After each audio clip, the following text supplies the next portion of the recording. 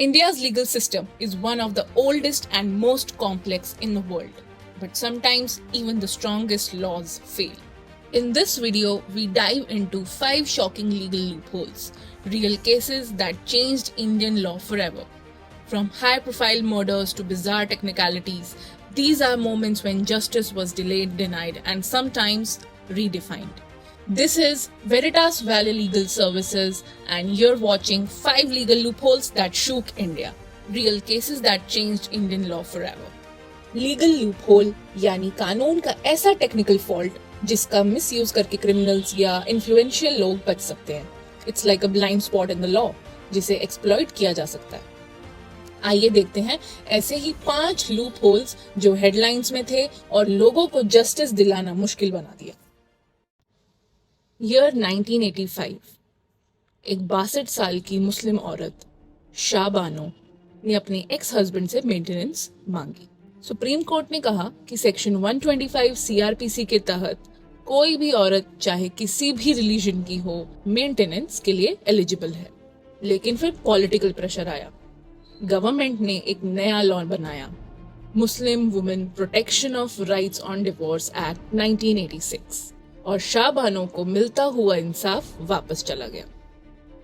This case highlighted the conflict between religious laws and constitutional rights. Year 1999. एक high profile party model Jessica Lal ने सिर्फ drink सर्व करने से मना किया और गोली मार दी गई. डजन्स ऑफ आई विटनेसेस थे, लेकिन फिर भी अक्यूज्ड को छोड़ दिया गया. Why? Because witnesses turned hostile और सबूत बिगड़ गए. ये था loop hole in the criminal justice system, जहां पैसा और पावर ने जस्टिस को खरीद लिया. After public outrage, media trials और प्रोटेस्ट्स, रीट्रायल हुआ and Manu Sharma was finally convicted. 16 दिसंबर 2012. दिल्ली की वो रात जिसे इंडिया कभी नहीं भूल पाएगा. निर्भया गैंगरेप केस ने पूरे देश को हिला दिया. लेकिन सबसे बड़ा झटका तब लगा जब पता चला कि एक अक्यूज्ड जुवेनाइल था, सिर्फ कुछ महीने कम. Despite being the most brutal, उसको सिर्फ 3 साल के लिए एक रिफॉर्म होम में भेजा गया. कानून के मुताबिक वो चाइल्ड था और यही था loop hole. Nation wide protest के बाद 2015 में जुवेनाइल जस्टिस एक्ट अमेंड किया गया ताकि हीनियस क्राइम्स में 16 से 18 साल के ऑफेंडर्स पर भी अडल्ट ट्रायल पॉसिबल हो. इन 2009 दिल्ली हाई कोर्ट ने सेक्शन 377 को अनकॉन्स्टिट्यूशनल डिक्लेयर किया, लेकिन 2013 में सुप्रीम कोर्ट ने फिर से रिवाइव कर दिया.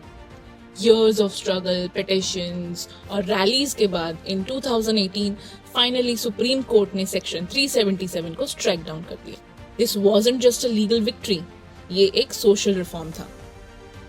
2009 का सत्यम स्कैम, इंडिया का एनरॉन मोमेंट, 14,000 करोड़ का accounting fraud, fake balance sheets, inflated profits, and no one noticed for years. Auditors failed, regulators were blind. This case revealed corporate governance loopholes. Later, SEBI, Securities Exchange Board, tightened listing regulations and independent audit rules को भी strengthen किया गया. तो दोस्तों, हर loophole ने सिर्फ एक victim नहीं बनाया, पूरा system हिला दिया. शाह बानो ने women's right को spotlight में लाया, जेसिका ने हमें criminal process की कमजोरियां दिखाई, निर्भया ने जुवेनाइल लॉज बदलने पर मजबूर किया, सेक्शन 377 ने सोसाइटी के एक हिस्से को आजादी दी और सत्यम स्कैम ने कॉर्पोरेट लॉ को रिफॉर्म किया.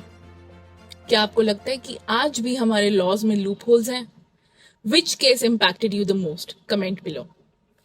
For more such awareness videos and real life legal cases, subscribe our channel and join me in building a legally aware India. Thank you.